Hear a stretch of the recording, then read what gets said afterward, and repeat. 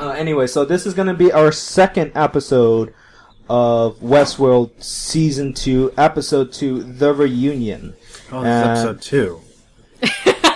Wait, is this Season 2, Episode 2, right? Yeah. Season 2, Episode 2. Yeah, Episode 3. Hold on. No, well, okay. So, cut the vlog! So we're joined here by me, your host, Brian. Hi, I'm Kalani, again. I'm Calvin. And we're, introducing Calvin. Yay! So we're probably going to get through this much more quickly because we had a 20-minute conversation about how to structure this thing. Or much more slowly, who knows? Who knows? We're still trying to figure out what we're trying to do here. Hopefully in this episode we will less go off track on what we're talking about. But let's just start off with initial ideas about this episode. What did everybody think of this episode? I found it really good. I really liked how it was structured to show, like, the coming up of Westworld. Yeah. Like, the way that was being established, a lot of the people who were working behind the scenes. Like, you don't get much of the newer Season 2 story stuff. Like, a lot of, like, the fighting, the war between the host and the guest. It's more so just establishing where Westworld came from. Or kind of like the history of Westworld, right? Just kind of like, this is basically like its birthplace. Birthplace, yeah. Did you like how at the very beginning it was like a fake out intro? You know, you heard the piano and it was just like you hear the first note and you were expecting the second note, but it was like, oh, what's going on? And then it's actually a cold open to the episode, and it's like just Dolores talking to Arnold. Yeah. It could just be like a taste of what happened in Season 1, where it was every episode opened up, and almost every episode had kind of the piano playing in the background, or some form of that piano was always there. And I think that's kind of like the comforting thing with the episodes, is that even though the piano is not there anymore, you see it in the first episode where the piano is surrounded by people who are dead, or hosts who are dead. Yeah. And now the piano is still there, just very quietly in the background. Oh, are you saying in the scene where Ford's rotting body is there? I think so. You're talking about the scene where they were zooming out and you saw the player piano in like as you get back into Westworld, right in the beginning of Season 2, there's a scene with the piano, and it's zooming out, and it has all of the hosts just kind of like lying there on the side, and they're all kind of like no longer there, they're dead. yeah. Calvin, what do you think about this? Oh man, I have a feeling like it's kind of, at least to me, it seems like, you see the piano kind of coming out, or at least in the previous episodes, that, like right now, as of right now, it's kind of isolated to the park. Yeah. You see, like, shit going down in the park, people dying. Right. But, the piano keeps playing, the world is keeps going on, so far, at least. Right. So, we know, we can have, like, that assumption that it hasn't really reached the outside world yet, so it's still contained within the park. Or within just, like, Westworld proper at this point. Yeah. Yes. I thought this episode... Well, I never really knew, like, how much excitement I could get from seeing the outside world from a TV show. And I know this was a comment spoken by Wisecrack, but, like, you remember with Lost? Yeah. And when they started going time traveling, not time traveling, but, like, going to the mainland and everything, like, it was just kind of jarring because you had this show, like, in this island for this set amount of time. I never felt so excited to see the outside world and what the outside world looked like away from Westworld, away from kind of like what's going on. Yeah. And by the way, I didn't think that where they were was China. I think apparently everybody else assumed that. I just thought, oh, there's that one new building in LA. I was like, hey, it's LA. I was thinking that too. I was thinking that it was, this is probably LA or something. And then, Los Angeles. Yeah, and then they were going to Bernard's house, and I'm like, this does not seem like LA type of like city planning. Yeah. I thought it could be New York. You thought New York? Yeah. All the tall buildings, But a really interesting thing to point out really fast. Don't you find it interesting how it's like, the intro to this is Dolores sitting looking at a window, right? Right. But the whole theme of Season 2 is them breaking boundaries within the park. Right. And the fact that the hosts are now in the real world... But, well, then again, this is in the past, so. Yeah, well, this is going to start going into our next point. So, moving on to this episode, there's this big emphasis in this episode, particularly, to have different types of timelines. At this point, what I could potentially write down is that there's a pre-Westworld timeline, Westworld timeline, like post Delos buying Westworld, right? Mm-hmm. And there's a current timeline with William and his current journey to find a door, right? Mm-hmm. Yeah. So what do you think about all these timelines like coinciding with each other? I think it gets very, I guess, confusing. It's going to get confusing. It's going to get confusing, yeah. But it makes it all the more better, because that's what you know Westworld for. You know it for not being a reliable narrator, and that fact that you're constantly, as a viewer, trying to piece which piece of the puzzle goes where. I do kind of enjoy the idea that, like, they're not going to tell you straight up, like, oh, this is happening at this year, or, like, they're not spoon-feeding, like, 20 something, you know what I mean? Yeah. Of that, like, where you're led to believe, like, oh, this is when Logan gets back from his thing. He's been through some stuff, and then he's a huge user of some kind of futuristic drug, yeah. Like future heroin. We're the dog getting dangled the bone, and then like the creators, Jonathan Nolan and Lisa Joy, are just like holding the plate there, and they're like, "Psych, bitch!" Yeah, exactly. It's just basically like you're led to believe whatever you want to believe. I guess I suppose that's just kind of the idea there. What do you think of?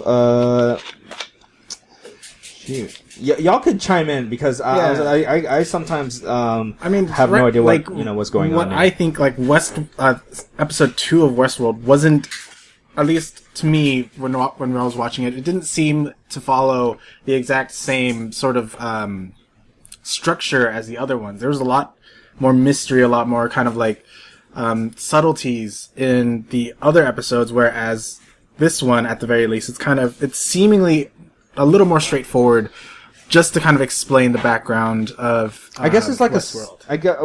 It's a little more expositionary, but of course, similar to true Westworld style, it wasn't like extremely direct. Right. There was still some kind of nuance to it that you kind of had to figure out on your own.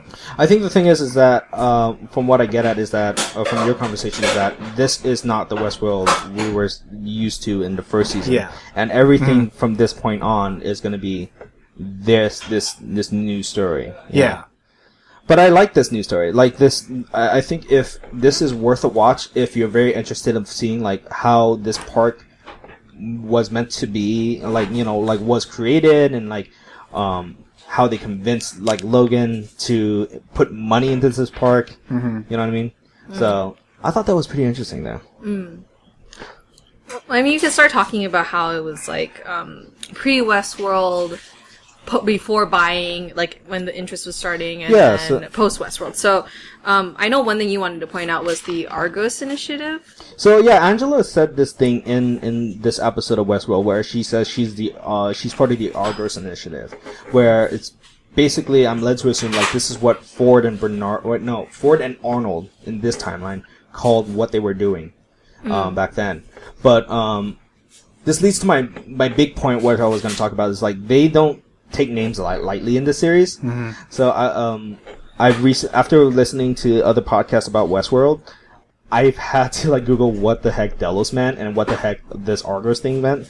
But there are apparently places in Greece and very important to the ancient world at that time. So apparently Delos is an island in Greece where in the ancient world, apparently it was a place where men and women could not die or give birth at. Apparently, in this island, it was so sacred. It was like the birthplace of Zeus or something, or like the giant god. I forgot which one. Zeus? Zeus is Greek, right? Yeah. Jupiter is Roman. Yeah. So it was like the birthplace of Zeus, and it was this island is sacred, and like you could never die or give birth there. Of Argos is like it's land in Greece. I think it's an island, but it's sacred because it's like the wife of Zeus, it's like their patron goddess. You know what I mean? And like she's always known for giving revenge because Zeus is always always cheating. Zeus is an adulterer, so she's always like killing and stuff like that. So I don't know, maybe that's like an idea that we're gonna see. It's like right now Dolores is like killing a bunch of people right now. So it's like searching outside, and this is the thing that I like about this series is that there's a lot of surface level stuff, and then if you take the time, like, go into the Reddits and go into all these different sources, you're like, oh, there's like separate meanings to this. Yeah. There's this whole alternate, there's this whole alternate reality game that's also going on in the background. It's from their website, right? Yeah, and not only does it kind of enable you to kind of hide things within the show, it does, that's probably one of the reasons why Westworld is so popular, is because you have all this community interaction with, the viewers that you don't get with other, shows, especially Western TV. I guess it's a very new media way of looking at it. Of, this, they know that they're going to have an audience, and the way to keep that going is to always be in that eye of the audience and have these things that people can go with. Anyway, so this episode also is the introduction for James Delos, Jim. Or Jim or James. James. Yeah, and James. Did y'all expect him to have a rough Scottish accent? I did not expect that either, and to be honest, that kind of threw me off a little when he started speaking, because it was there was no indication whether this Delos character, he didn't have any known background, and his son Logan didn't have any of those mannerisms as well, or any accent. Yes, or any accent. So I was that was quite. It was a little jarring, but I was thinking if this person has a lot of money in the world, I'm pretty sure the son is probably going to go into a private school in the States or something. I mean, if anything, it could just be how sorry, by the way, it could be the thing where it's how we have a lot of families that are moving over. It's he could have grew up here, but then Logan could have grew up somewhere else. Yeah, that's a good point. Yeah, but it's also seemingly this episode. Westworld, or at least probably the park is located very close to China. Oh, somewhere, that is and a it's good somewhere point. Probably an island within the China Sea.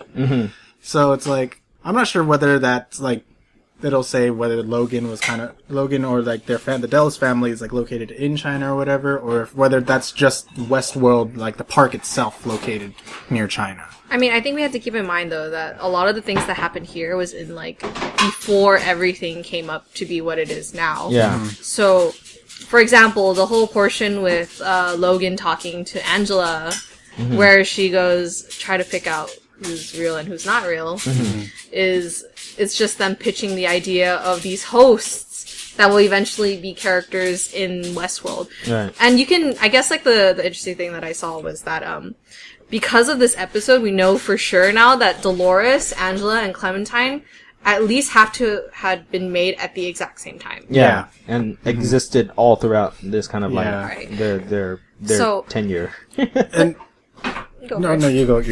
Oh, I guess the one thing I also noticed, right, is it's already pre-established that Dolores is the oldest host in the park, and then the foil between Dolores and Angela, because Angela's role as the person to take Logan out into that room almost was Dolores's. If it wasn't for Arnold being she's not ready. The updates. She's not ready. Yeah, exactly. Yeah. And then with Clementine now, because that means that there's 3 hosts in the center of that, right? Clementine is the piano player, and then we kind of see those roles constantly being switched. The next time we see the piano player, it's Dolores. Yeah. But being switched around, shuffled, yeah. Yeah, we also got an introduction to Logan's sister, also William's fiance or wife at this point. At this time, it's wife. Yeah, right? At the time, it's wife. And her daughter Emily. And then, during that room scene with all the hosts, it also kind of there was previous theories floating around the internet that basically said that it's possible that the hosts in the park are actually based off real people, whether alive or dead. Well, but then now we know that the hosts are at least Dolores, Angela, and Clementine, that they are, within the series at least, going to be hosts throughout, or at least that can be assumed. Yeah. So that's kind of a little bit of clarification on that, with that scene. Going back to your point, there was some talk of Angela in that scene was a person. Right. But I was thinking maybe that wasn't a case. I was thinking maybe she was programmed not to freeze at that moment. to get Logan to understand, like, oh, we have the technology now. Like, we are here. You know what I mean? I think the thing that'll be very interesting to see in the future is the way that they frame Angela is she could be or she might not be. There's no definite answer about whether or not she's a host or not, or if she's just a regular everyday person that the actual robot Angela was based on. Right. And so, if it turns out that person was real, then that'd make for an interesting story. If it isn't, then it makes it so that she's a pre-established character. And we have to keep in mind at some point that she ends up in the church with Delores, with all of the other pre-existing hosts in the first gen. Yeah. And she's the one that's malfunctioning. So that would at least lead to mean that at some point between Angela meeting Logan and that church scenes, there has to have been something that happened. If it wasn't, if it was that the Angela in that room with Logan is real, then that means a robot in between this time had to be made of her. Yeah. And then if it isn't, and that Angela that is over there is actually a host, then it just follows the same storyline.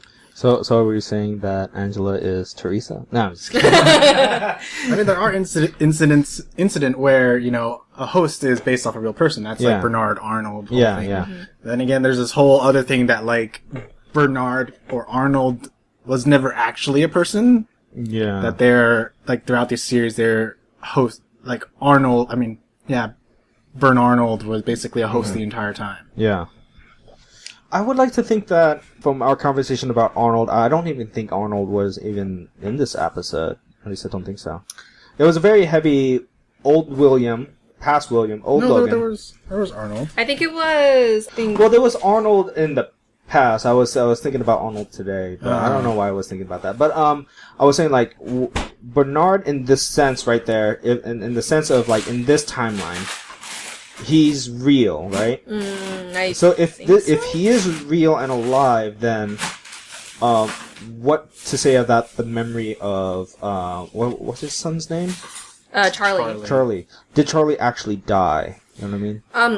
Or was Delores so much of a passion project that Arnold took that up as, like, if we are opening this park and she reached consciousness, then ethically we can't open this park. I mean, if you look back at what happens in the episode, right? So after Arnold says, I don't think she's ready, take out the other one, and that's when they bring Angela in. Right. He takes Delores into his house and into the room where he specifically says this was supposed to be for Charlie, or this is for Charlie. Yeah, I think it was It was more like a garden area. Because it didn't seem like a room. Well, it was under construction, so it could be anything. Also, I think on my earlier notes for this episode, did you notice that the architecture for this kind of building kind of reminded me of Blade Runner, like the original Blade Runner? I have not seen Did you ever notice that? Well, I'm pretty sure you saw the first Blade Runner, right? I did, like, but then it's... It was just kind of like a sci-fi thing. It's like, oh, they're harkening back to Blade Runner for some reason, you know what I mean? It's just the architecture. But anyways, like, I don't know, like, did Charlie really die, or did, you know, I don't know. Maybe I'm thinking into this too much, but it was just kind of the idea that there are false memories, and like, these characters do have, like, memories that could either be true or false. You know what I mean? We don't know one way or the other because they're hosts. You know what I mean? I mean, the way that I think about it, right, is theoretically, if this takes place around the time Bernard dies, because for all we know, this already could be Bernard. Yeah. We have no idea if it's actually Arnold or not, because it's all you know is that he just says that Delores is not ready. But I feel like, if anything from the narrative, it kind of says that Bernarnold, is that the way we can call him, Bernarnold? Yeah. Is kind of putting Charlie in the space of Delores, because Delores at this point is kind of like a child in a woman's body. She doesn't really know anything about the real world. She sees it with this through the lens of, like, a child who's looking at the city and being like, oh my god. Like childlike wonder. Yeah, what does she say? Isn't this... It's like something... stars have fallen on the ground. Like, and it's like, have you ever seen anything full of splendor? Yeah, so full of splendor. Looking at it, you don't realize all of the things in it. Like, for example, the best parallel of these two different views is Logan and Delores. So when they meet on that balcony, and Logan is shooting himself up with more stuff, he looks at Delores and she says the exact same thing, and he's like, well, honestly, this world is full of shit. Mm-hmm. Really? Mm-hmm. Yeah.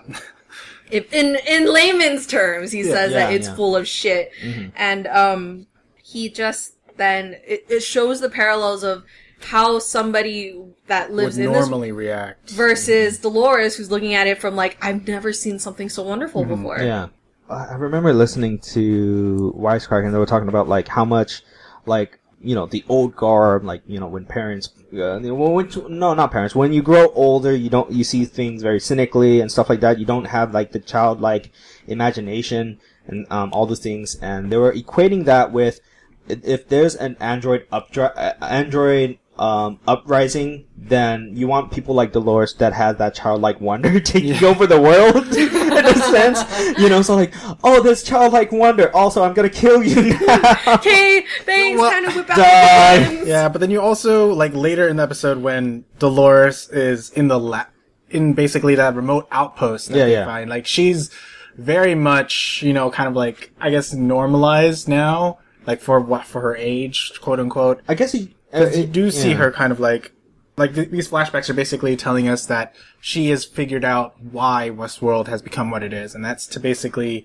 be a very futuristic Facebook and kind of steal guests' data, like they're about their personal life and preferences. Yeah, let's get to that point right now. So I'm pretty sure they wrote this all before the craziness that's happening around Mark Zuckerberg and Cambridge Analytica. Mm-hmm. But I thought, so they're gonna use information from other people to sell them stuff, which basically is like, that's what I figured that we're gonna do, Like, I wasn't necessarily surprised by that revelation that, like, oh, we're literally gonna make people become their true selves, and therefore we're gonna sell them stuff. Everything okay there?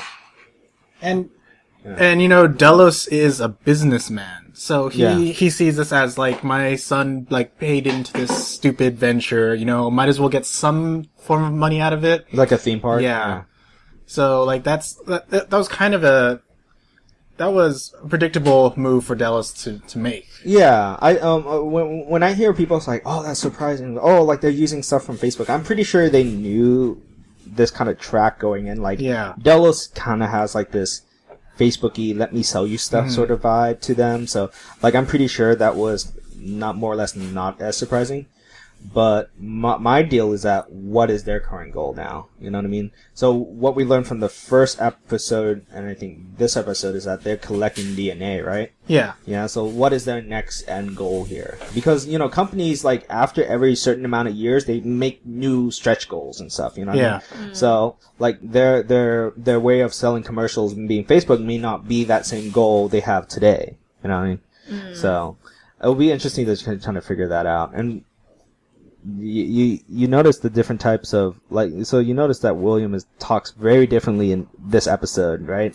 Mm-hmm. All of a sudden, it's just like a time jump from season 1 William to season 2 William. I find it really cool how they frame his shots as well. Yeah. Because William, technically, whenever he gets put into frame, the first thing you see is him and Delores. Mm-hmm. And so, for example, when Jim or James, whatever you prefer, ends up in the park, the first scene you see of Delores is that she freezes, the helicopter flies over, and then you see William about to look at her, and then he gets his face turned the other direction by Jim, who pulls him away from Delores, and the framing shows Delores in the background being faded out.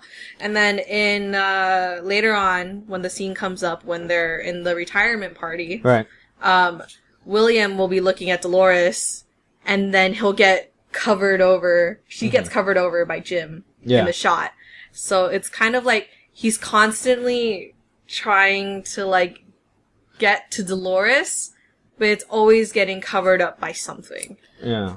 And then he gets pulled away from it. It's like a weird, like, girlfriend complex situation there or something like that. I feel like a longing. That move, at least like the scene with William and Jim, is because the reason that he's pitching this idea is kind of, I feel like this is after he's gone through, like, the sort of, like, the shit that went down in the first season. Right. Like, you see, he's like, oh, like, this is my true self. So then he's kind of realizing it's like, maybe, we can sell this, and he pitches it to Delos. Yeah. And then that's why it's kind of, you always see, like, That's why you always see him kind of like looking at Dolores, but then like Delos kind of gets in the way. It's kind of like saying that, you know, business first, at least in this context. Yeah.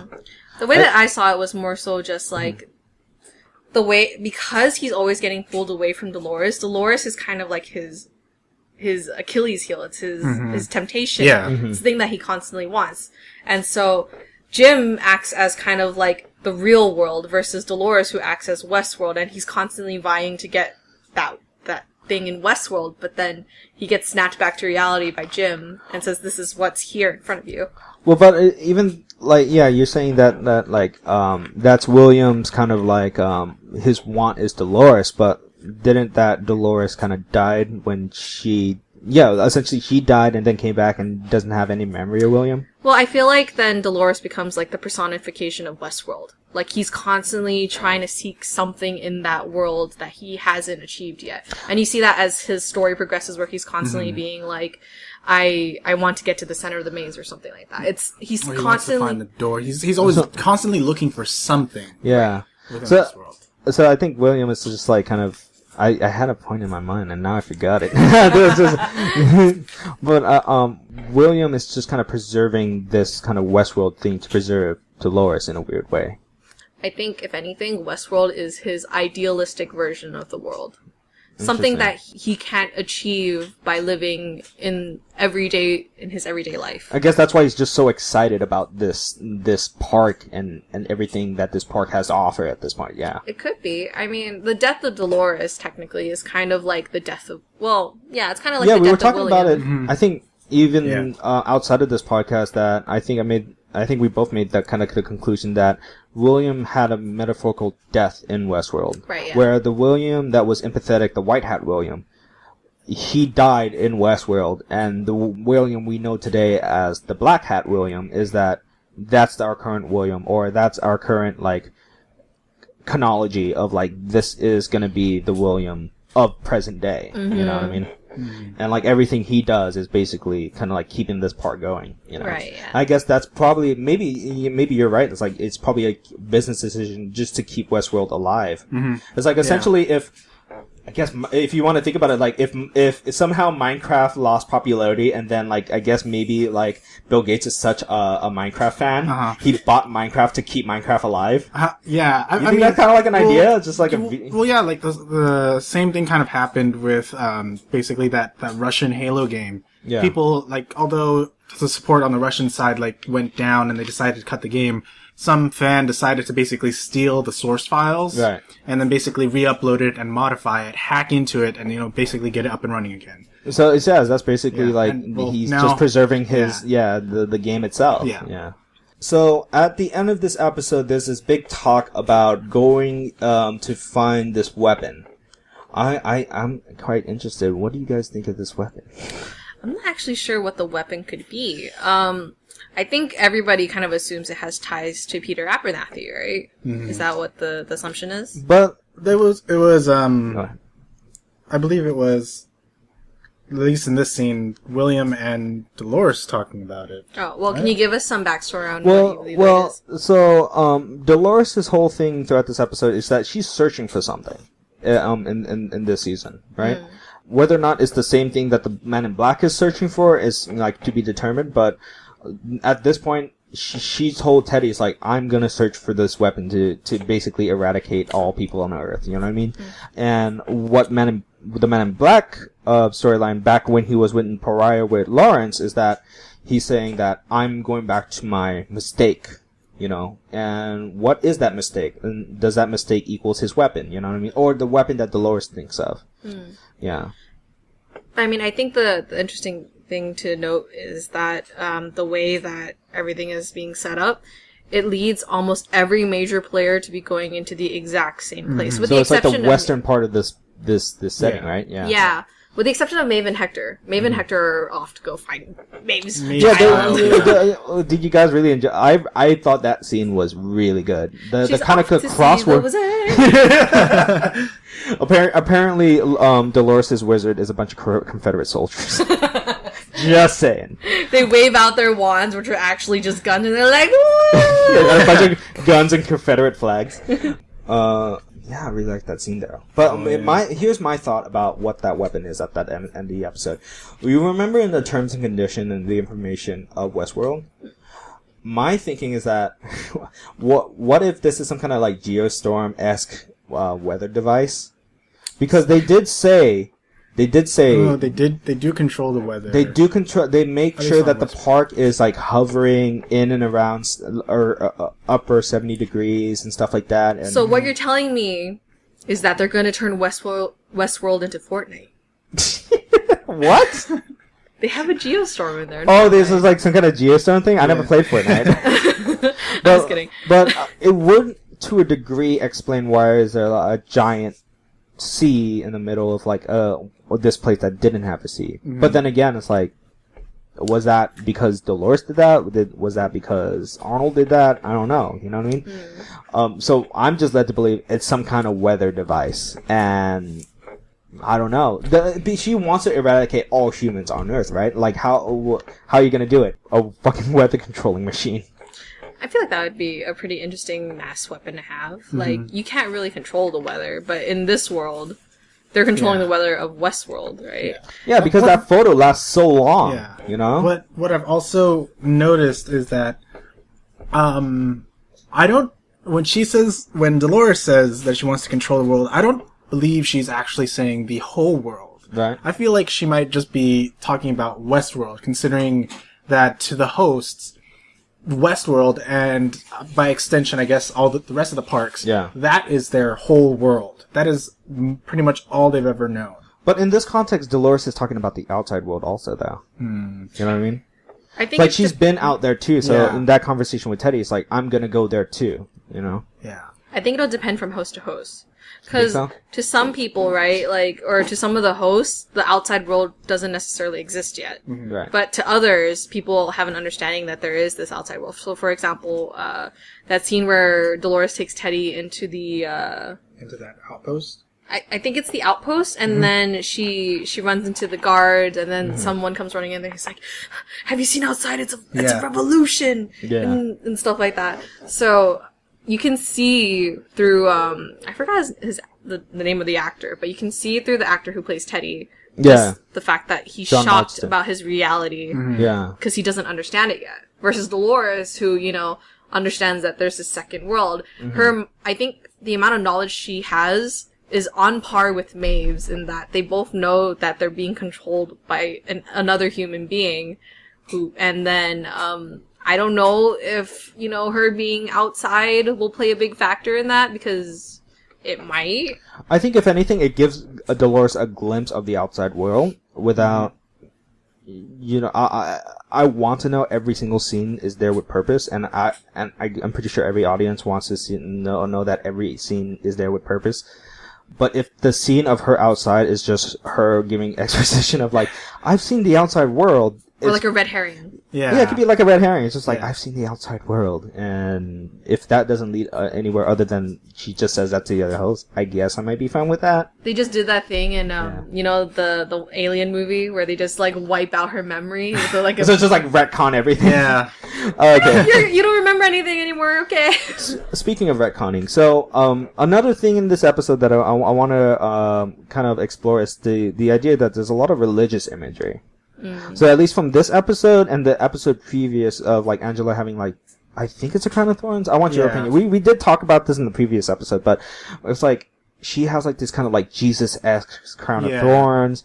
Delores is in this episode talking about, you know, allegories for, like, Adam and Eve and like this. And then there was the whole scene when they were meeting the Confederados with, like, they were at that dinner table, and the first thought that came to my mind was like, I think legitimately, unanimously. Technically it actually was their last supper. Their last supper. And I was like, there's something probably is bad going to happen to these guys, because, like, you know, the whole Last Supper thing. And, like, the whole Lazarus thing that the park employee brought them back to life and stuff like that, or was ordered to bring them back to life. That would be a bit interesting, though, because if it's going through the chronology of, like, everything, right, then shouldn't Delores be the one that has the crown?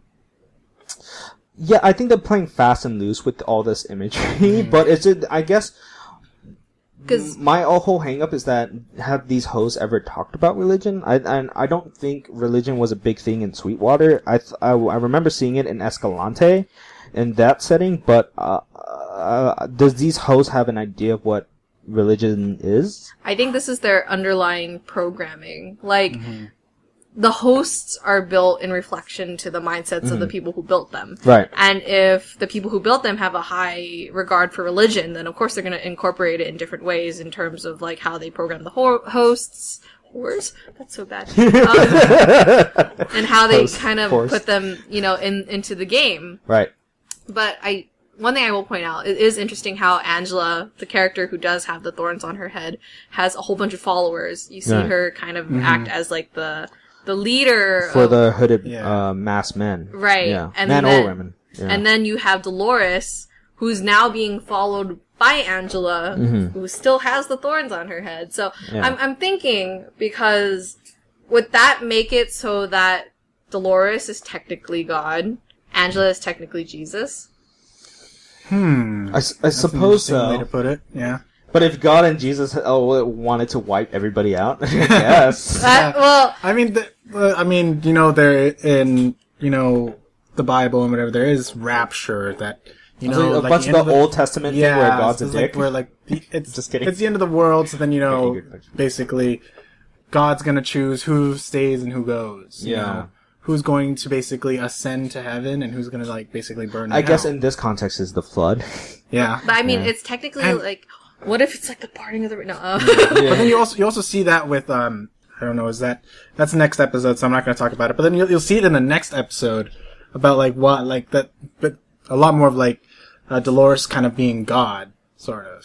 Yeah. I don't want to get too much into it because that's the next episode. The phrase is you don't deserve to be in the valley beyond. That thing's come across ever since the first season. Yeah. So it's what does that mean? I think it's, she's basically saying to specific hosts that, you are here to serve my will. Mm-hmm.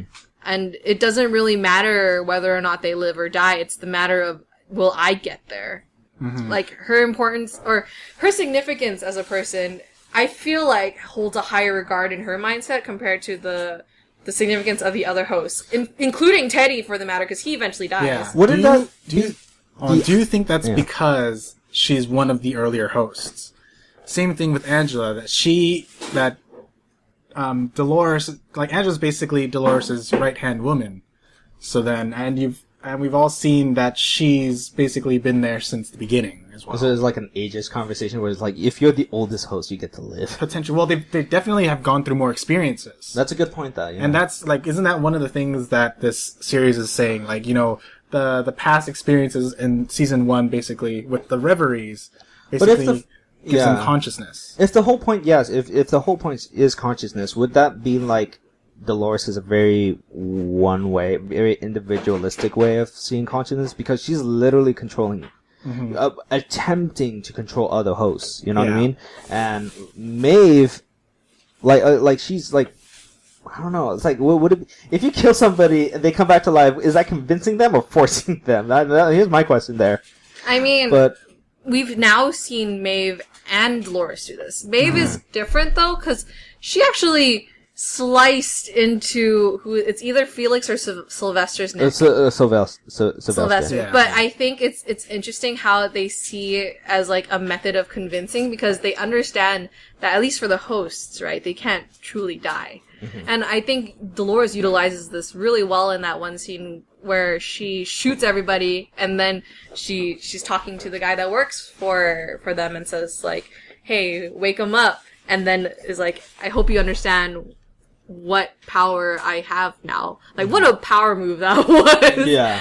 I remember watching, I was man, if I was a host in Westworld, I would be panicking at this point. Reach consciousness. I think if anybody's I don't know. I see a flaw in that, because that just means that Dolores herself doesn't know basically how to reanimate hosts. It's her power over the employees that know how to. Yeah. And I think Maeve is the one that truly knows, because Felix and Sylvester basically increased her base stats, her intelligence and everything. Yeah. So she's the one that truly knows and can truly do it.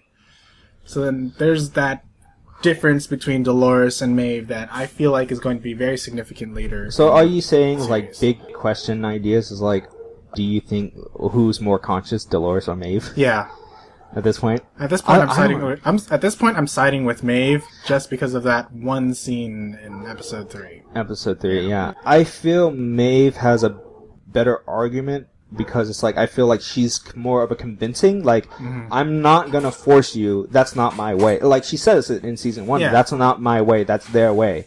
I'm gonna show you what the gods have in store for you, you know what I mean? But for Delores, it's like, it's more of like a forceful, if your storyline is about consciousness, and your character is forcing other people into doing your bidding, do those people have consciousness at that point? Like, do they have legitimate choices? Like, the scene where Teddy was questioned is like, hey, do you feel free? Like, that in itself was like, oh wait, maybe Teddy never got to consciousness or something like that. Maybe he's still in his, like, Teddy programming. I mean, thing is though, I don't know if this is episode 2 or episode 3. We're talking about episode 2, and I think we're gonna wrap this up because I think we're gonna get into like. We'll probably start talking about episode 3 at this point. Yeah. But like, your thought right now, you're talking about Teddy.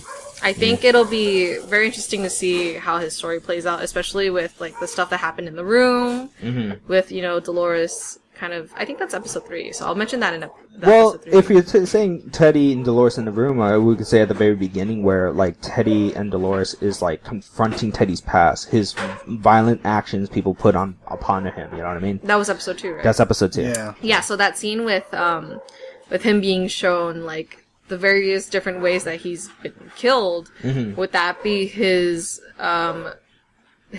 consciousness, like his awakening per se? Because like after this point is when you start seeing the conflicts between him and Delores. Right?